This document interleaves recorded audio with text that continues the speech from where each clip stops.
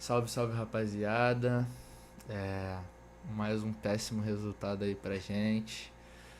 Eliminados do Campeonato Carioca na semifinal. Bom, como de praxe, estou gravando esse vídeo aqui logo após o jogo. É uma horinha aí pós-jogo. Tomar um banho, esfriar a cabeça, porque essa semana foi complicada, semana cheia e praticamente nenhum, na verdade, resultado positivo pra gente. É, E esse vai ser o último análise mais opinião aí durante uns 20 dias, porque a gente vai ter um intervalo bom entre os jogos do Vasco até começar o Campeonato Carioca, que é a competição que restou pra gente, o que é chato demais, mas talvez tenha o seu lado positivo e a gente vai discutir um pouquinho isso aí durante o vídeo.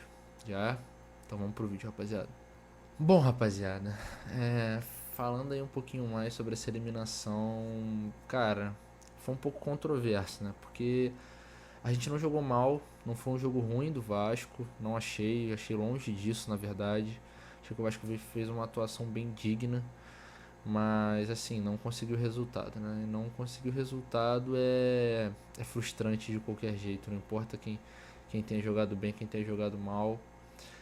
De novo a gente vai cair na mesma reclamação que eu tive no primeiro vídeo do jogo de ida da semifinal, que é chances claras perdidas. Cara, Pedro Raul, Alex Teixeira, é impressionante.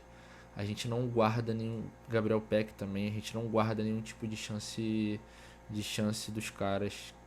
Assim, o Flamengo dá alguns moles, a zaga do Flamengo em alguns tipos de pressão. O Vasco pressiona em certos momentos do jogo, faz uma marcação alta, repara que o Flamengo está com falta de confiança, mas a gente não consegue aproveitar de forma alguma. A gente só fez um gol de escanteio, que também é um ponto fraco do Flamengo, a gente explorou bem isso, um baita gol do Capasso, mas a gente não conseguiu converter mais nada, sabe? E é frustrante porque o Vasco tinha condições de passar, o Vasco tinha condições e não era difícil, não foi um dos jogos mais difíceis, assim. Na verdade, foi até bem tranquilo da gente chegar. A formação do Vasco, a formação e a forma com que o Vasco se coloca dentro do jogo, ela permite que o Vasco tenha uma certa facilidade contra essa equipe do Flamengo, que tem muita qualidade e isso pesa muito lá na frente.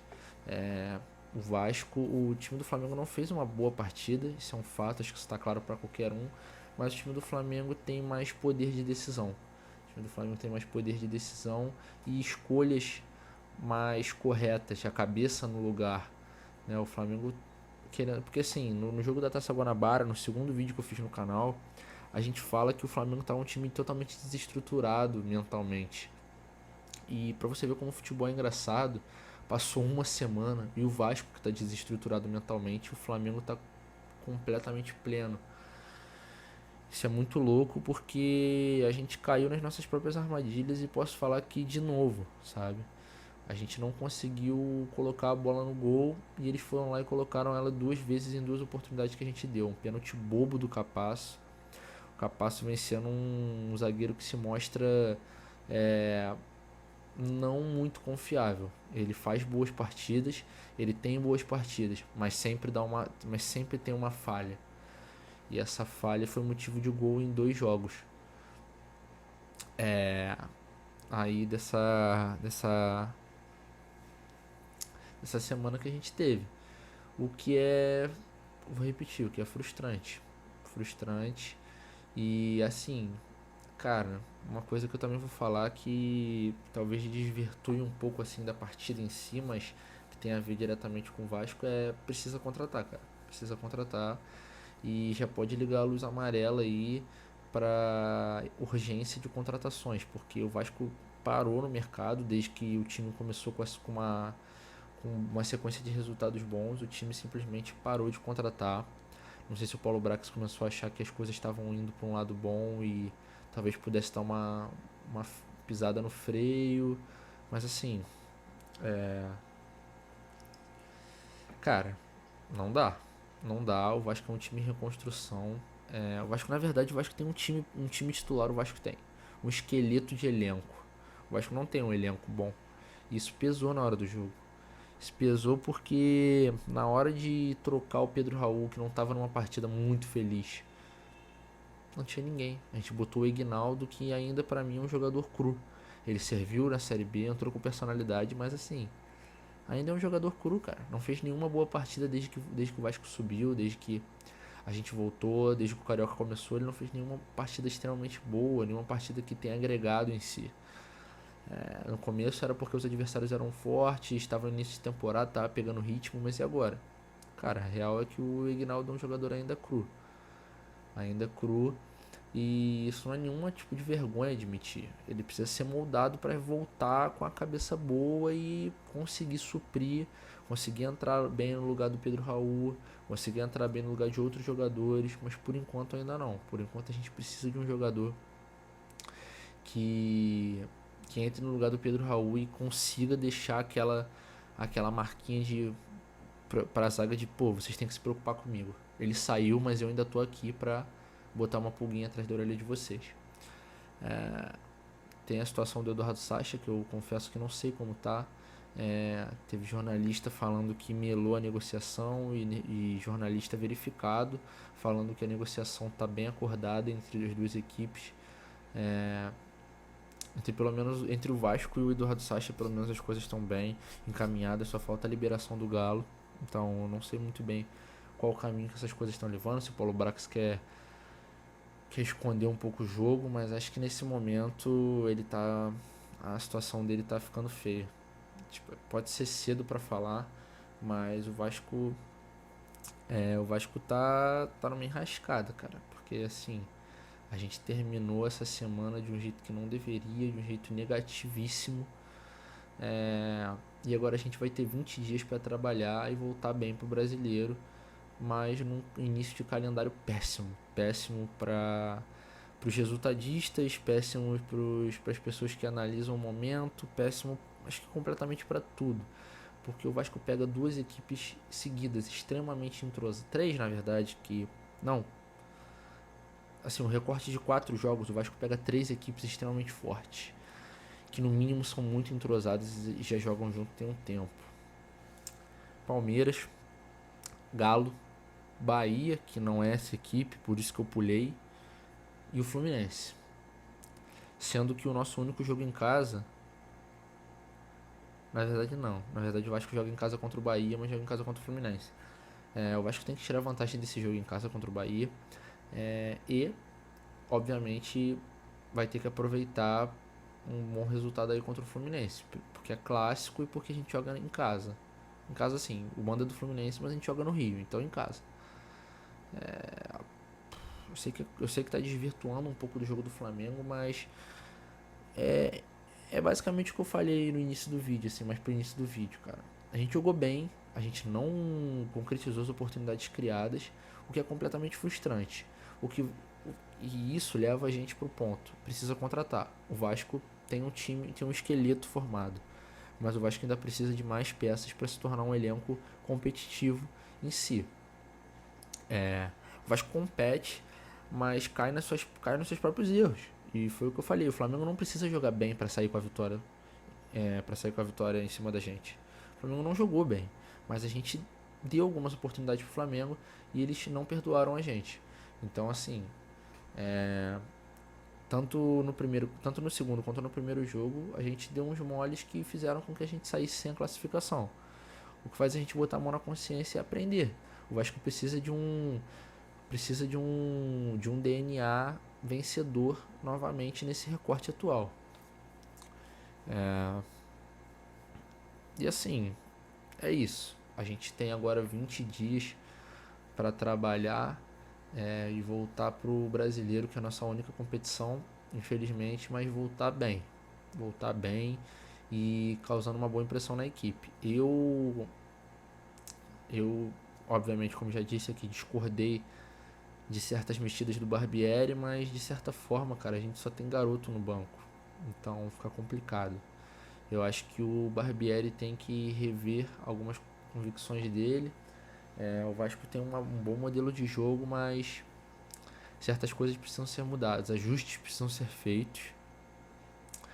pra gente chegar agora no final, em abril, início de abril no caso, né? Final de março, início de abril, pra gente chegar com outra cara, com outra cabeça, porque acredito que essa semana tenha feito um pouco mal pra gente. Então, não só pra gente, né? Pra gente, obviamente, como torcedores, mas pros jogadores em si, o mental deles fica levemente abalado com esse tipo de coisa. Confiança, a gente sabe que é praticamente 100% de um jogador de futebol. A qualidade ele sempre vai ter. A confiança que faz com que as coisas mudem completamente. Continuar apoiando, torcendo para que a gente melhore, para chegar bem no Campeonato Brasileiro, fazer uma campanha segura, uma campanha beliscando talvez até ali uma competição internacional e torcer para as contratações chegarem. Aparentemente o Paulo Brax já está voltando a se mover no mercado, trazendo algumas coisas. Para mim é um meia, um volante, um meia camisa 10, no caso um meia armador, um meia criador de jogo, que às vezes eu acho que a gente sente falta, principalmente no jogo contra o ABC, acho que a gente sentiu bastante falta. Trazer um meia camisa 10, trazer um atacante para disputar a vaga com o Pedro Raul. Não vou falar trazer um atacante reserva, mas trazer um cara para disputar a vaga com o Pedro Raul, porque talvez o Pedro Raul seja o nosso reserva. Não sei. Talvez ele seja o nosso reserva. Um volante, no caso um primeiro volante, porque mesmo que o Rodrigo tenha jogado bem hoje, acho que foi um destaque positivo a volta do Rodrigo e ter jogado bem hoje. Eu acho que a gente precisa de um cara um pouco mais experiente. Um cara um pouco mais experiente que consiga fazer esse equilíbrio aí no meio campo. Um ponta esquerda. E acredito que sejam essas as prioridades. A partida, como eu disse, a partida do meio campo do Vasco hoje, ela foi melhor, foi bem melhor. Jair jogou melhor, André jogou melhor, Rodrigo entrou bem. Não sei nem porque ele tirou o Rodrigo no primeiro jogo, mas deixar esse recorte aí que a equipe do Vasco como um todo não foi mal. Eu acho que o destaque negativo do Vasco, o Capasso pelo erro, o pênalti completamente equivocado, o Matheus França estava indo para lateral da área, assim, ele estava correndo reto em lateral à área, não precisava, não estava agudo no gol. A falha do pênalti equivocado do Capasso, a partida do Pedro Raul, que para mim não foi uma boa partida, acho que ele pode muito mais do que ele tem apresentado, e eu acho que isso tem a ver com o mental dele. E o destaque positivo, cara, o resto, vou ser bem sincero assim, o resto pode parecer muito vago, né? Mas eu digo assim, o resto da equipe como um todo apresentou um futebol ok. Um futebol aqui, assim, um bom futebol que não foi suficiente porque errou e tem que minimizar ao máximo os erros, mas apresentou um futebol interessante novamente. Não é terra arrasada, o nosso objetivo, como o Paulo Brax já falou e o Barbieri já falou, é o brasileiro. A gente também não pode ser hipócrita e simplesmente julgar o ano do Vasco por esse começo. Somos uma equipe em reconstrução, precisamos contratar, erros vão acontecer, e isso é completamente normal. Isso tudo faz parte de um processo. Talvez seja um pouco mais doloroso do que deveria, mas é tudo parte de um processo. A gente está junto até o final, vamos embora. Agora que a gente entrou nesse barco, a gente vai até o fim. E é isso, rapaziada.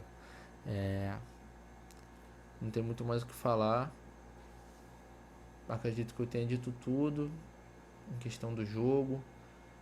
Mesmo o Flamengo com 5 na faixa de meio campo, o Vasco fez valer, pressionou quando tinha que pressionar. A Arrascaeta teve uma partida um pouco mais sumida do que no primeiro jogo, acho que bem mais sumida do que no primeiro jogo, o que fez bastante diferença. Quando ele apareceu bem, mas também não tem como anular o cara em 100% das jogadas. Os volantes do Flamengo acho que não tiveram uma partida muito de destaque. André e Jair conseguiram hoje ter uma sintonia de pressão, quem faz a pressão, quem carrega essa bola até o ataque, quem segura um pouco mais, quem entra na área, quem fica esperando um pouquinho. E a gente dificultou a vida do meio campo do Flamengo mesmo com 5 ali, tentando fazer uma superioridade numérica. A gente alternou entre pressão alta e pressão um pouco mais baixa ali, né, depois da linha do meio campo.